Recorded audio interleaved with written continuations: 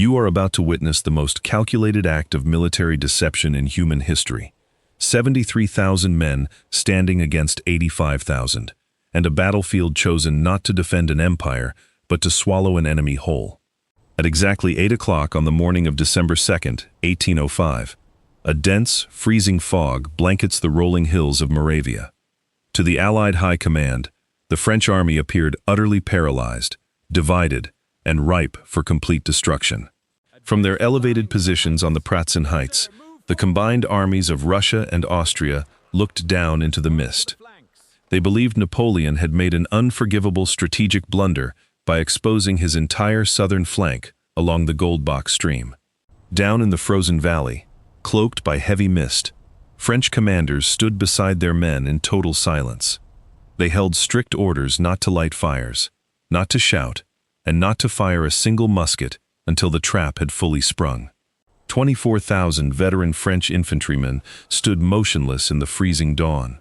They had marched over 50 miles in 48 hours, and now they waited in the damp shadows, listening to the rumbling wheels of Russian artillery moving across the heights. The freezing mist of the Goldbach Valley was so thick a man could barely see 10 paces ahead. It was nature's greatest cloak, hiding 2 full corps of the finest heavy infantry Europe had ever produced, directly beneath the enemy's nose. Up on the high plateau, Allied commanders watched what they believed was a chaotic French retreat. Convinced that victory was already in their grasp, they ordered 40,000 infantry to abandon the high ground and strike the exposed French right. Column after column of Russian and Austrian troops marched down into the valley floor.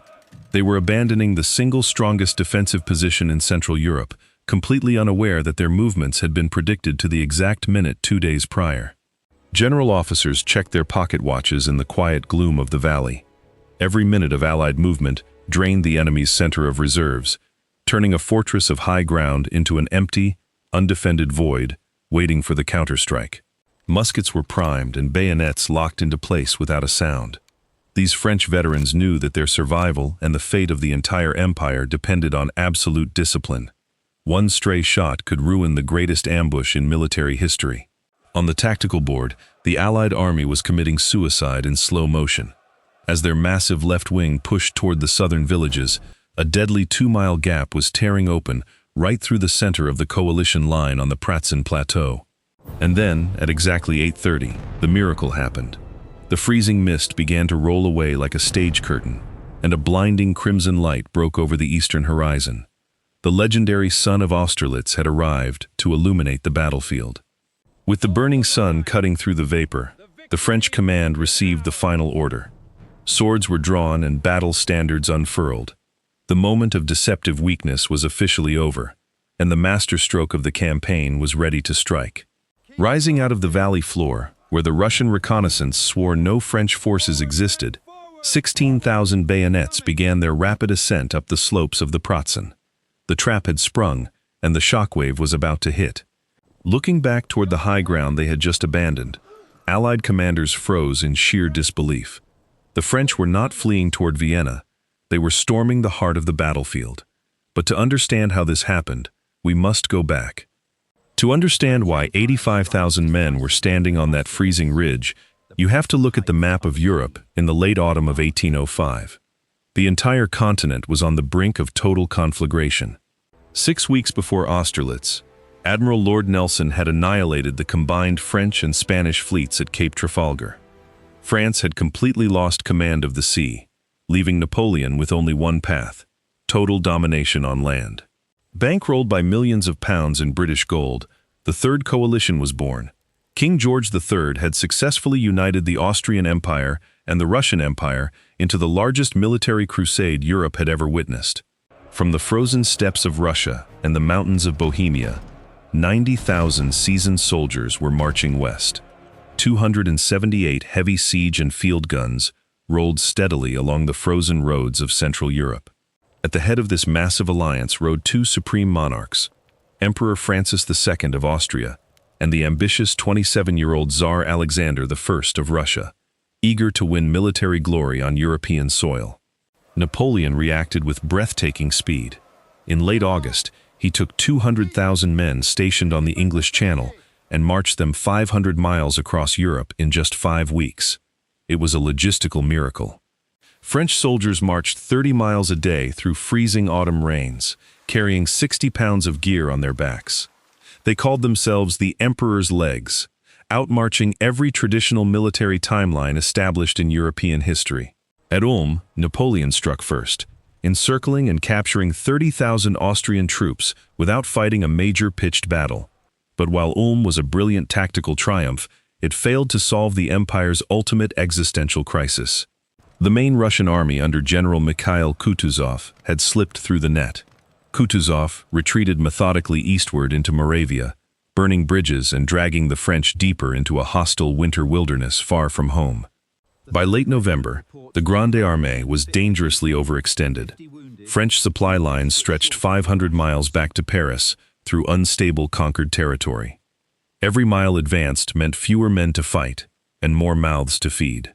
Horses were collapsing from starvation, winter uniforms were failing, and ammunition reserves were dwindling.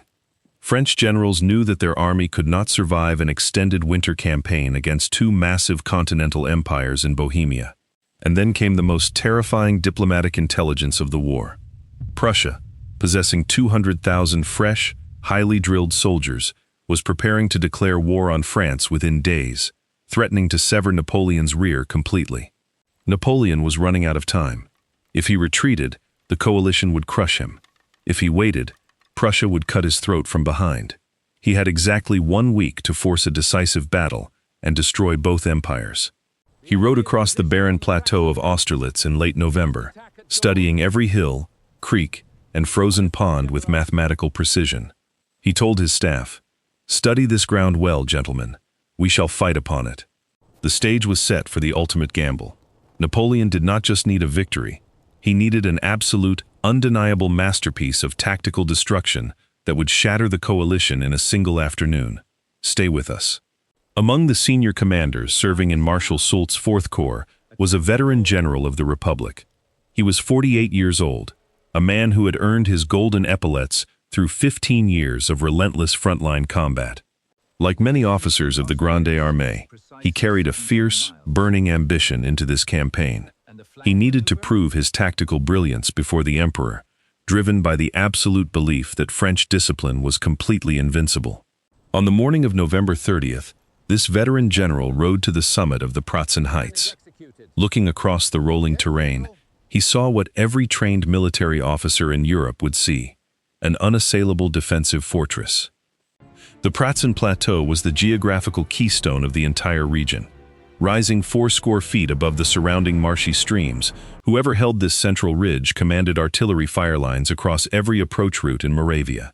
Under his direction, French outpost pickets immediately established forward observation posts along the crest. He ordered entrenching tools brought forward, fully intending to turn the heights into a bloody bastion that no Russian army could pierce. Then, at midnight on November 30th, an imperial courier arrived at his headquarters tent, covered in freezing mud. He delivered a sealed parchment bearing the red wax seal of the Emperor himself. The veteran general opened the dispatch by the dim light of a tallow candle and stared in total disbelief. The orders were brief, direct, and completely defied every rule of European military warfare he had ever learned. The Grande Armée was ordered to evacuate the Pratzen heights before dawn, without firing a single shot. They were to abandon the strongest tactical position in Moravia and deliberately give the high ground to the approaching enemy.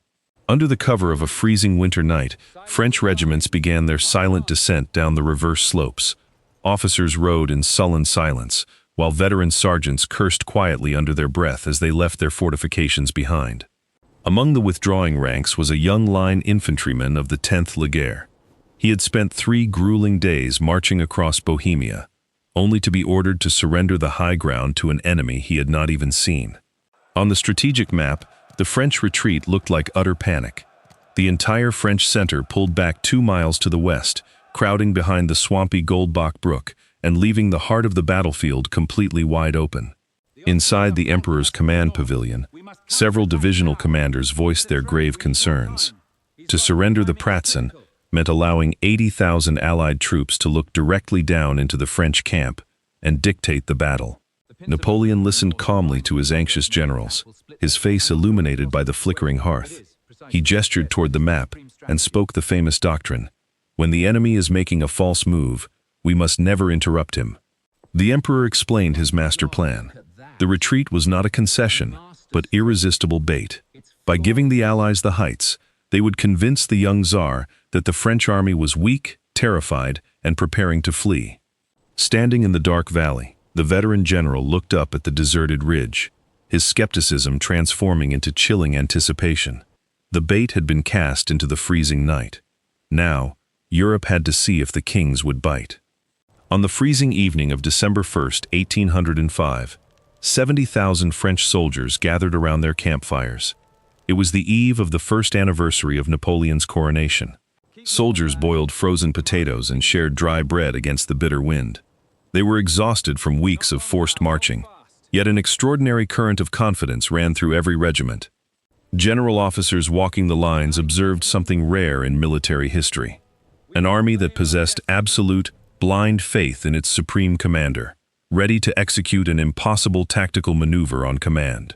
When the emperor rode through the camp after midnight, a soldier lit a bundle of straw.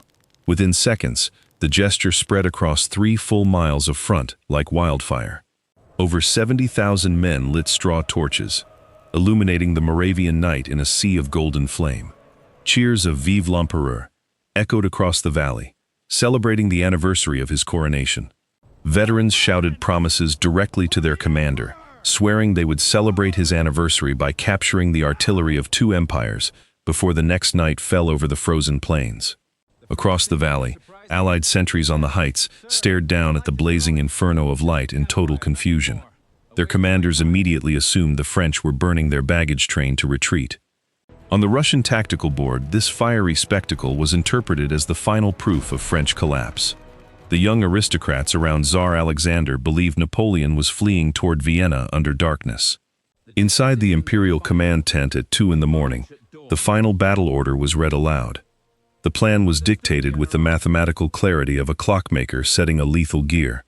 Marshal Soult's 4th Corps was assigned the decisive role. While the Allied army attacked the French right, Soult would remain hidden in the foggy valley, waiting for the order to strike.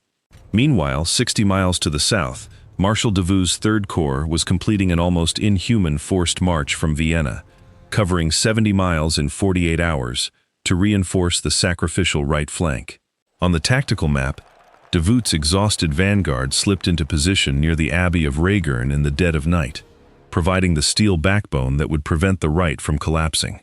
By 4 in the morning, French soldiers extinguished their torches and lay in the freezing mud, checking their dry musket flints in darkness. The entire army disappeared into absolute, breathless silence. A heavy, freezing white fog rolled down from the hills, swallowing the valley like an ocean of milk. Every regiment stood in combat formation, blind in the damp cold, waiting for dawn. Standing in the pitch-black mist at 5 in the morning, the veteran general gripped his saber in the dark. The gamble was set. In 3 hours, the world would change forever. To understand the sheer mathematical genius of Austerlitz, one must examine the physical anatomy of the ground. The battlefield was shaped like a vast, frozen natural amphitheater, tilted gently toward the western marshes. Running along the bottom of the western valley was the Goldbach stream. It was not a grand river, but a marshy, sluggish brook flanked by drainage ditches, frozen peat bogs, and tangled weeping willows. Anchoring this southern marshland were 2 small Moravian farming settlements, Telnice and Sokolnice. These sleepy stone villages, surrounded by low garden walls and wooden barns, were about to become the bloodiest anvils in Europe. Just north of Telnice stood the fortified pheasantry and castle of Sokolnice. Its thick stone perimeter walls and narrow garden gates formed a natural medieval redoubt capable of turning village streets into deadly choke points. Here, Napoleon placed General Claude Legrand's division. Fewer than 10,000 men stretched paper-thin across 3 miles of frozen ground. It was an impossibly wide front for a single division to defend against an imperial army. On the tactical map, this deployment looked like gross military incompetence. A standard Napoleonic division occupied less than 1 mile of front, Stretching Le Grand across 3 miles created gaps wide enough for entire cavalry brigades to gallop through. French commanders on the right knew precisely what was being asked of them. They were not expected to win a glorious tactical victory. They were ordered to absorb punishment, bleed slowly, and hold the enemy's attention at all costs. Behind the low stone walls of Telnice, French skirmishers of the Corsican tirailleurs and third-line infantry loosened their cartridges. They fortified every barn door, loopholed stone farmhouse walls, and barricaded every single frozen alleyway. The tactical arithmetic was chilling. 40,000 Russian and Austrian infantry, supported by 80 heavy artillery pieces, were preparing to throw their entire weight against fewer than 10,000 French defenders, a ratio of 4 to 1. Guarding the extreme southern flank of this trap were the Satschan and Menitz fish ponds. These wide, shallow bodies of water were frozen over with early winter ice, forming a deceptive barrier that would soon dictate the fate of thousands. The ice on the Satschan lakes was barely 3 inches thick, strong enough to bear the weight of a wandering winter peasant, but dangerously fragile under the synchronized stomping boots of infantry columns or heavy iron cannon carriages. Every single detail of this defensive layout was engineered to be an open invitation.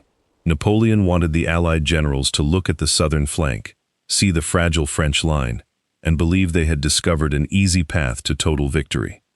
Russian scouts patrolling the morning perimeter observed the sparse French pickets around Telnice. They rode back to headquarters with glowing reports, confirming that the French right flank was weak, vulnerable, and completely ripe for encirclement. Inside the snow-covered churchyard of Telnice, a young French infantryman bit open his paper cartridge and poured black powder into the pan. He checked the churchyard gate, knowing that 40,000 enemy soldiers were marching directly toward his position. As the first gray light of December 2nd filtered through the icy fog, the southern stage was completely set. The anvil had been positioned. All that remained was for the Russian hammer to fall upon it. Stay with us. Inside the Russian imperial headquarters at Krzenowitz, aristocratic triumph reigned supreme. The young grandees around Tsar Alexander treated the coming campaign not as a deadly struggle, but as an effortless royal triumph. On November 27th, General Savary arrived at the Russian camp under a white flag of truce. He carried a personal letter from the French emperor, requesting an urgent armistice and a diplomatic summit between the monarchs. The young Russian officers laughed openly at the French envoy. To their eyes, Napoleon's diplomatic overture was unmistakable proof of weakness. The great conqueror of Europe was finally cornered, desperate, and begging for peace. Tsar Alexander refused to meet Napoleon personally. Instead, he dispatched his arrogant young aide-de-camp, Prince Peter Dolgorukov, to deliver the coalition's humiliating terms directly to the forward French lines. On the strategic map, this diplomatic theater was a masterclass in psychological manipulation. Napoleon intentionally invited the Russian envoy to his most exposed forward picket lines, orchestrating a complete illusion of organizational chaos. Napoleon met the Russian prince on foot along the snowy roadside, deliberately avoiding his imperial tent. He appeared haggard, exhausted, and deeply anxious, leaning against an unpainted picket fence like a defeated commander. Dolgorukov spoke to the French emperor with haughty arrogance, treating him not as a sovereign, but as a revolutionary upstart. He demanded that France surrender Italy, abandon the Rhine, and restore all royal monarchies. The Russian envoy radiated supreme aristocratic disdain. He had never commanded a regiment in combat, yet he stood in the snowy mud, dictating impossible terms to the greatest military genius of the modern world. Napoleon played the role of the frightened monarch to absolute perfection. He spoke softly, hesitated repeatedly, and appeared visibly overwhelmed by the vast coalition armies assembling along the eastern horizon. Dolgorukov rode away in absolute triumph, eager to inform Tsar Alexander that the French army was in full panic, short of rations, and ripe for an immediate, sweeping flank attack. The moment the Russian envoy disappeared over the ridge, the fearful mask vanished completely. Napoleon turned to his staff with a cold, predatory smile and remarked, "That young man was born to be outwitted." To reinforce the illusion, French forward pickets conducted clumsy, disordered retreat maneuvers in plain view of Russian cavalry scouts, deliberately abandoning entrenchments as if terrified of the gathering Allied storm. At the Allied Council of War, Austrian Chief of Staff General Weyrother unfolded his elaborate, rigid battle plan. Old Marshal Kutuzov visibly dozed in his chair, knowing that rigid plans rarely survive contact. Weyrother's plan called for 5 massive Allied infantry columns to march off the Pratzen heights, sweep around the French right, and sever the road to Vienna. It was precisely what Napoleon had designed. By midnight, the trap was fully baited and completely accepted by the Allied monarchs. 2 empires had willingly agreed to play their assigned roles in the most calculated slaughter in European history. Stay with us. At exactly 6 in the morning on December 2nd, 1805, a dull bronze rumble shook the frozen ground of the Pratzen Plateau. General Buxhoden launched 40,000 Russian and Austrian soldiers down the western slopes, marching in 3 colossal columns straight into the freezing fog of the valley below. On the tactical map, this massive troop migration shifted nearly half of the entire Allied combat strength away from the dominant high ground toward the southern marshlands. White-coated Austrian grenadiers and green-coated Russian musketeers tramped through frosted mud, their rhythmic cadence echoing off the hills as brass drums beat the advance through the damp mist. As the descending Allied columns entered the low basin, they plunged into a wall of blinding white fog that swallowed individual regiments and muffled visual communication completely.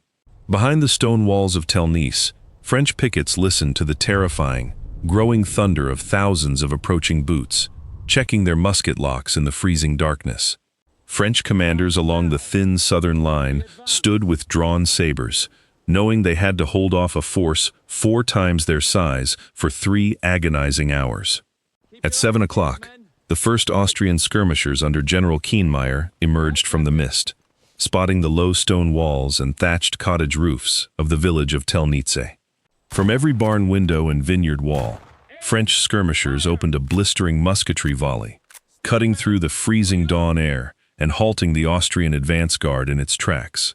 Allied commanders deployed additional regiments, pushing heavy assault columns through the muddy drainage ditches as thick white gun smoke began to mingle with the icy morning fog. On the tactical board, the village of Telnice was functioning exactly as an irresistible magnet, sucking thousands of Allied troops into a narrow, brutal meat grinder of street fighting. For an hour, French light infantry contested every garden wall and stone cottage, inflicting heavy delay while trading ground yard by yard with iron discipline and calculated retreat. Frustrated by the stubborn resistance of a single French division, Russian and Austrian generals committed more and more battalions to the southern struggle, ignoring their own center. The outnumbered French defenders executed their orders to perfection, fighting tenaciously, absorbing the crushing enemy momentum, and drawing 40,000 soldiers deeper into the frozen marsh. By 8 in the morning, the southern flank was completely engulfed in combat.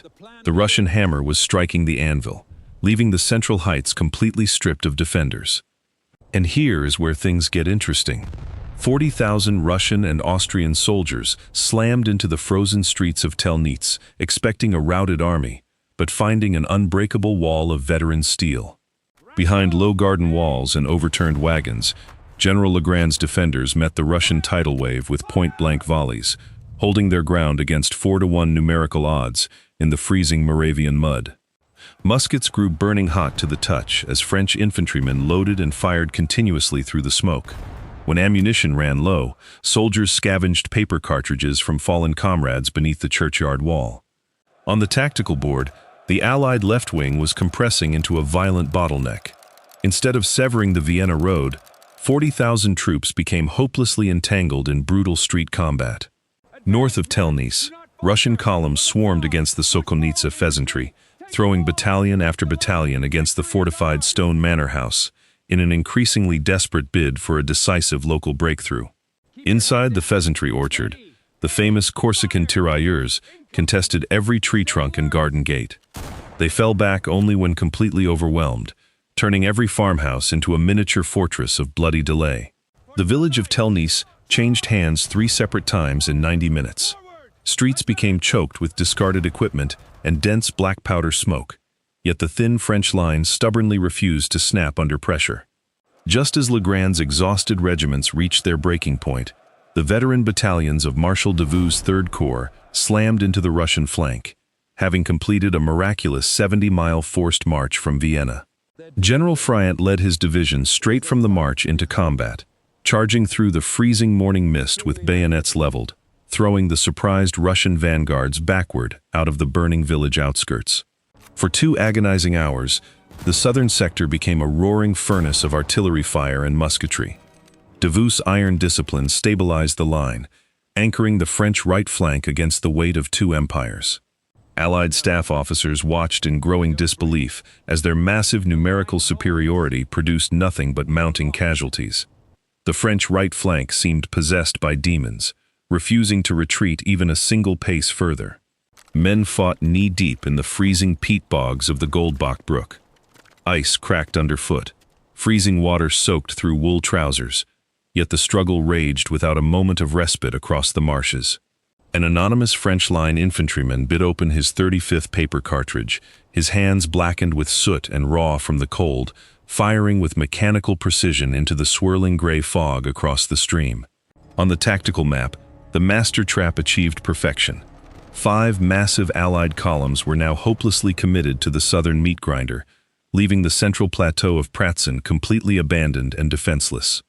At 8:20 in the morning, French commanders checked their watches. The sacrificial right wing had held for 3 brutal hours.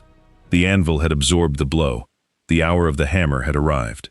Up on the Pratzen plateau, Mikhail Kutuzov stood beside Tsar Alexander, watching the massive smoke clouds rising from Telnice.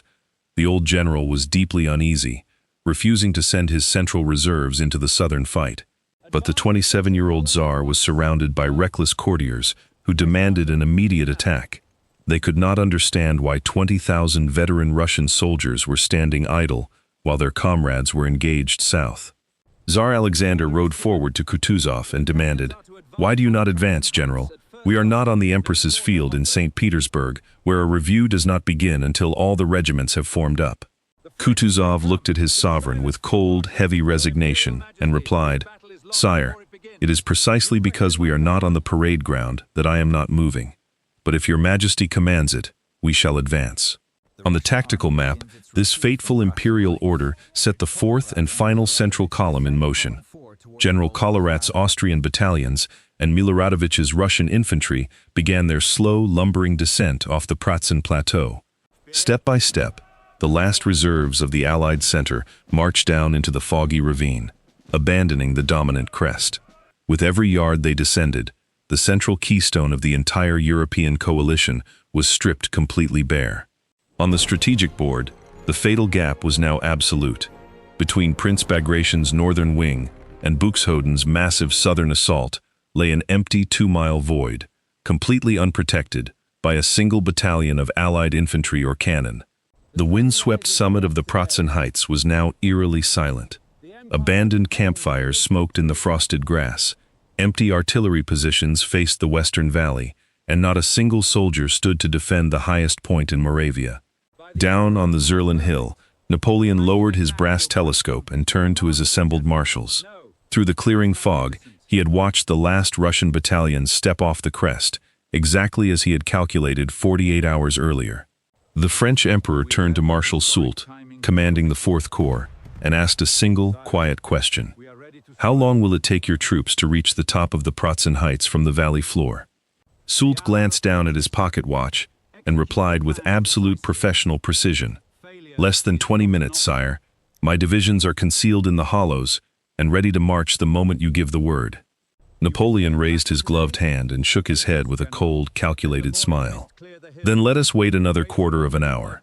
When the enemy is making a false move, we must take good care not to interrupt him."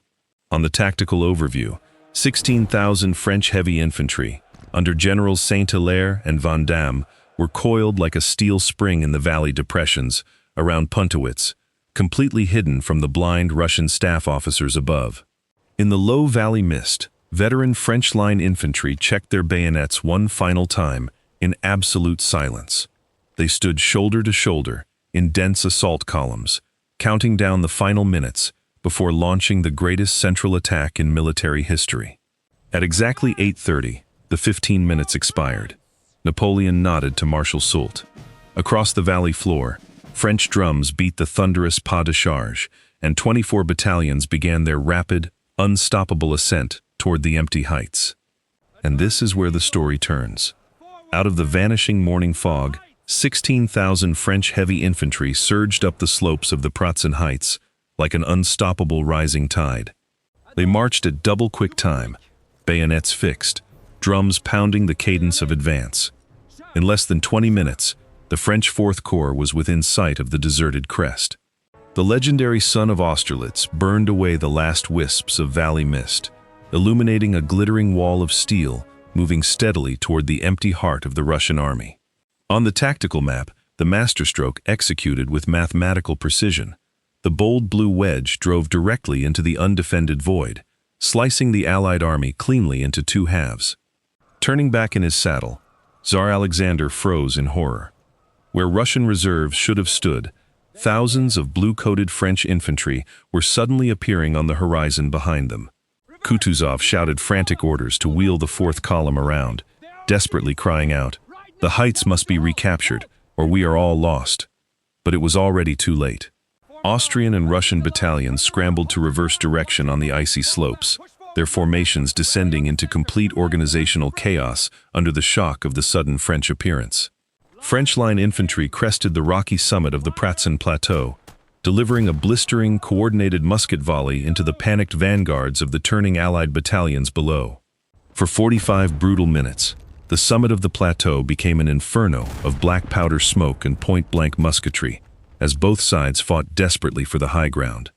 General Saint-Hilaire's division absorbed 3 desperate Russian countercharges, standing firm behind low stone walls and driving the attackers back down the slopes with disciplined cold steel.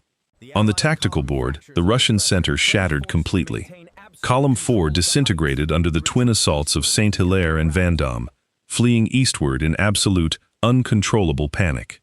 French horse artillery galloped onto the summit of the Pratzen heights, unlimbering 20 heavy brass cannons directly along the crest to command the entire southern valley below. From the dominant heights, French gunners trained their artillery down into the rear of 40,000 trapped Russian and Austrian troops struggling in the marshes around Telnice. Russian staff officers watched in paralyzing terror as French cannonballs began tearing into their rear lines. The hunters had become the hunted, completely encircled without a single warning. By 11 o'clock in the morning, the Pratzen heights belonged entirely to France. The battle was won, and the destruction of an entire imperial army was about to begin. By 11:30 in the morning, Napoleon had moved his imperial command post to the newly captured summit of the Pratzen plateau, surveying the fractured battlefield stretching for miles below him. Desperate to restore the center, Grand Duke Constantine hurled the elite Russian Imperial Guard into a ferocious counterattack, sending 3,000 giant grenadiers and cuirassiers surging up the eastern slopes. On the tactical board, the Russian Guard struck the exhausted battalions of the French Fourth Line, threatening to tear open the captured crest and turn the tide of battle once more. French infantry formed desperate squares amidst swirling snow and black powder smoke, struggling to reload their muskets under the thunderous charge of heavy Russian horsemen wielding long, curved steel sabers. From the ridge, Napoleon observed the temporary rupture and immediately unleashed his own personal reserve, the elite French Imperial Guard cavalry, commanded by his loyal aide-de-camp, General Jean Rapp. On the strategic map, the clash of Imperial Guards represented the supreme crisis of the day, as 2 elite armored cavalry formations collided head-on for total dominance of the central plateau. General Rapp galloped forward at the head of the chasseurs à cheval and Mamelukes, roaring the famous command to make the Russian grandees weep beneath the flashing blades of French steel.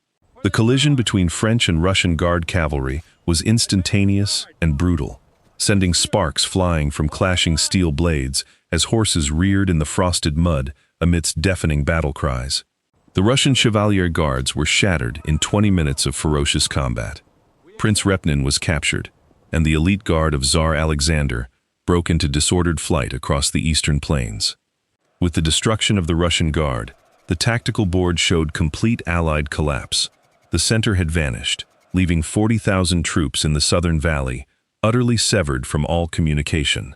Marshal Soult immediately wheeled his victorious Fourth Corps 90 degrees to the south.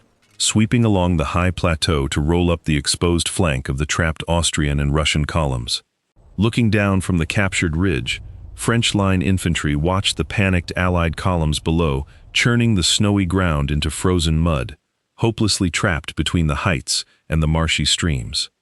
In the southern basin, Russian officers completely lost control of their men.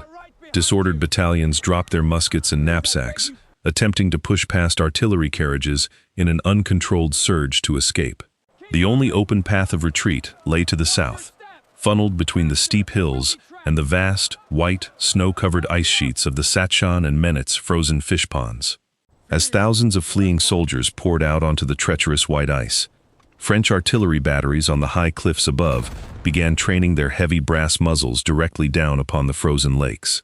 Standing atop the southern cliff of the Pratzen plateau, Napoleon observed the mass of retreating Allied infantry crowding onto the frozen Satschan fish ponds.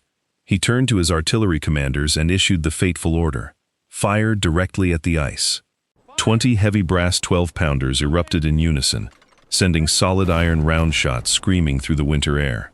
The artillerymen depressed their gun muzzles to maximum decline, walking their fire across the white expanse of the lake. On the tactical map, the geometry of retreat turned into a fatal trap. The narrow dikes between the frozen ponds offered no escape for 40,000 men, while plunging artillery fire bracketed the only remaining southern exit. Heavy iron cannonballs plunged directly into the brittle 3-inch ice sheets.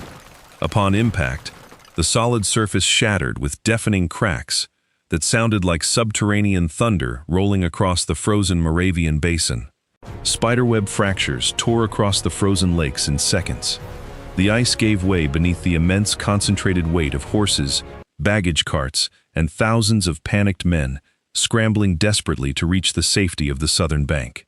Allied officers could only watch in horror as the frozen ground beneath their boots dissolved into freezing black water. Men discarded their muskets, knapsacks, and ammunition pouches, scrambling claw over claw through the churning ice floes. Dozens of heavy Russian artillery carriages and ammunition wagons broke through the fractured crust, listing slowly into the icy depths. The freezing water swallowed weapons, supply trains, and the last remnants of imperial military pride. Survivors hauled themselves onto the muddy southern shore, shivering violently in the freezing December wind. Their uniforms were caked in black peat mud and ice, their weapons lost, their spirits utterly broken by the catastrophe. Up on the high heights, the French general lowered his telescope with a somber, weighted expression. What had begun as a masterclass in tactical deception had ended in the total, terrifying destruction of an entire imperial army. On the strategic overview, the entire Allied left wing ceased to exist as a coherent military force. Over 20,000 men were either captured, routed, or scattered across the frozen hills of southern Bohemia. By 3 o'clock in the afternoon, the gunfire over the Satschan ponds gradually subsided into an eerie, frozen silence. Broken sheets of white ice drifted sluggishly across dark, still water beneath the pale winter sky. French line infantry descended to the water's edge, rounding up thousands of exhausted Austrian and Russian soldiers who had surrendered their arms. These shivering prisoners stood in silent disbelief, staring at the conquerors. Surrendering Russian staff officers handed over their ornate golden sabers to French sergeants. The aristocratic arrogance that had defined the coalition command at dawn was completely shattered on the shores of the frozen lake. The winter sun began to sink toward the western horizon, casting long amber shadows across the bloodless, smoke-stained snow. The sound of artillery fire faded into distance, leaving behind an empire that had conquered Europe in 7 hours. By 4 o'clock in the afternoon, the greatest battle of the Napoleonic Wars was officially over. The Third Coalition had been destroyed, and the map of the modern world was about to be redrawn. Stay with us. On the evening of December 2nd, inside a modest post house near the battlefield, the French command sat by candlelight to pen the famous 30th Bulletin to Paris. The victory was total, indisputable, and complete. Napoleon drafted his immortal words to the army. "Soldiers, I am satisfied with you. You have decorated your eagles with an immortal glory. It will be enough for you to say, 'I was at the Battle of Austerlitz.'" The statistical reality of the battle was staggering. The combined Allied armies of Russia and Austria had suffered 27,000 casualties, representing nearly a third of their entire operational strength in Moravia. French cavalry brought in 45 captured imperial battle standards, including the prized silk regimental flags of the Russian Imperial Guard, and 180 heavy brass artillery pieces. Tsar Alexander fled the battlefield in the dark, separated from his staff and weeping openly in the freezing woods. Accompanied only by a physician and a handful of Cossacks, the master of Russia was in full flight. 2 days later, on December 4th, Emperor Francis II of Austria personally rode to a rustic wooden windmill near Palani to meet Napoleon and beg for an immediate cessation of hostilities.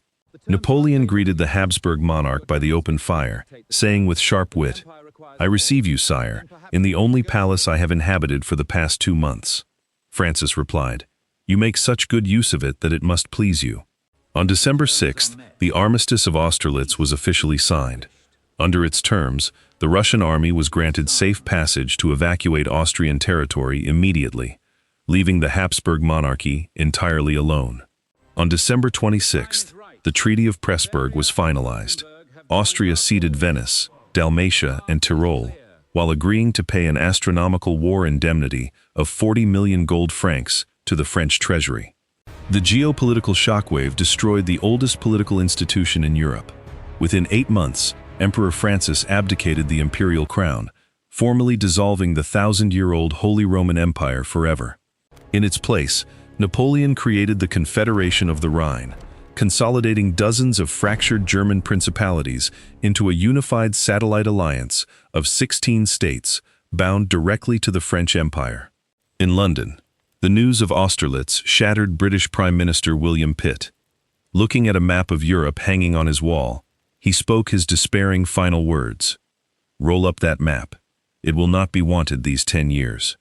Riding across the quiet heights the following morning, the veteran French general looked at the battlefield with profound humility. His initial skepticism had been completely shattered by the sheer geometric genius of the plan. Beside the low stone walls of Telnice, an anonymous French line infantryman cleaned black powder fouling from his musket barrel. He had survived the bloodiest hours of the century, unaware that his steadfast defense had changed the fate of the world. The smoke cleared, the treaties were sealed, and the emperors departed. But the true story of Austerlitz belongs not just to the crowned heads of state, but to the forgotten men who stood in the freezing mud. Stay with us for the conclusion. When military historians analyze Austerlitz, they speak endlessly of imperial genius and the legendary morning sun. But the true architects of victory were the common soldiers who held the freezing mud. General Legrand's division absorbed 40,000 Allied soldiers. Fewer than 10,000 French defenders stood their ground, suffering 2,000 casualties while holding the stone walls of those small Moravian villages. Think about that. For 3 agonizing hours, ordinary infantrymen stood against 4-to-1 odds, knowing nothing of the grand master plan, holding their ground simply because they were ordered to stand. And because those men held Telnice against impossible odds, 40,000 Allied soldiers remained fatally trapped in the southern marshland, unable to advance, unable to maneuver, and blind to their own center. And because the Allied left wing was sucked into that southern bottleneck, the Russian high command ordered their reserves off the heights, leaving the central plateau of Pratzen completely empty and undefended. And because the Pratzen heights were stripped bare, Marshal Soult's hidden infantry surged out of the morning fog in 20 minutes, slicing the coalition army cleanly and permanently in two. And because the Allied center was severed, the elite Russian Imperial Guard was thrown into an unsupported counterattack, only to be crushed upon the crest by the French Guard cavalry. And because the center collapsed completely, 40,000 soldiers were driven onto the treacherous ice of the Satschan lakes, where plunging French artillery fire turned a retreat into an absolute disaster. And because the Third Coalition was destroyed in 7 hours, Emperor Francis was forced to sue for peace on a snowy roadside, ending the 1,000-year-old Holy Roman Empire forever. All of that happened because one commander understood the dangerous power of human arrogance, transforming his own apparent weakness into the most lethal tactical weapon ever conceived in European history. The names of marshals were carved into grand monuments across Paris, but the anonymous line soldiers who held the freezing anvil of Telnice returned to quiet farms, largely forgotten by history. Today, peaceful wheat fields cover the slopes of the Pratzen plateau. A solitary stone peace monument stands on the ridge, overlooking quiet valleys where three empires once collided in the freezing fog. The veteran general who once questioned the retreat realized that the greatest victories are not won by reckless assault, but by the calculated discipline of allowing an enemy to defeat himself. And the next time you study a map of military history, remember that true strength often hides behind apparent weakness. A trap is only invisible when the victim desires victory too much. 73,000 against 85,000, a battlefield chosen not to defend an empire, but to swallow an enemy whole, all because an emperor made his enemy believe they had already won.